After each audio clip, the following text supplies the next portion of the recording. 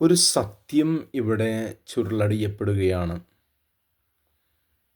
തൻ്റെ പുത്രനെ ലോകത്തിലേക്ക് നൽകാൻ തക്കവിധം ദൈവം അത്രമാത്രം ലോകത്തെ സ്നേഹിച്ചു.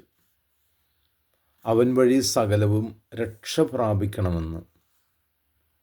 ഈശോ ഈ ഒരു സത്യം യോഹന്നാൻ്റെ വിശുദ്ധ സുവിശേഷം 3-ാം അധ്യായം 21 മുതൽ 16 മുതൽ 21 വരെ നമ്മളോട് സംസാരിക്കുമ്പോൾ അവൻ വളരെ അസന്നിഗ്ധമായി നമ്മളോട് പറയുകയാണ്, ഞാൻ പ്രകാശമാണ്, വെളിച്ചമാണ്, ലോകത്തിലേക്ക് വന്ന വെളിച്ചമാണ്.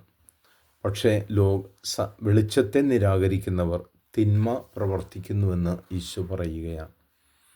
അപ്പോൾ തിന്മ പ്രവർത്തിക്കുന്നവർക്ക് വെളിച്ചം അരാജകത്വമാണ്, അല്ലെങ്കിൽ അരോചകമാണ്.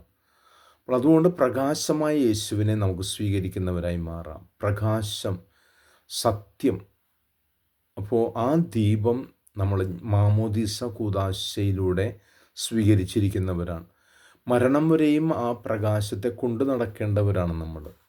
ആകയാൽ കഴിഞ്ഞ ദിവസം ഒരു സഹോദരി പങ്കുവച്ചതുപോലെ നമ്മൾ ഈ ലോകത്തിലേക്ക് അയച്ചപ്പോൾ ആവശ്യമായ പെട്രോൾ അടിച്ച് നിറച്ചു വച്ചിരിക്കുകയാണെന്ന്. പരിശുദ്ധാത്മാവാകുന്ന പവറിനെ നമുക്ക് നൽകിയിരിക്കുകയാണ്. അത് തീരുന്നത് വരെയും നമ്മുടെ ജീവിതയാത്ര തുടരണം.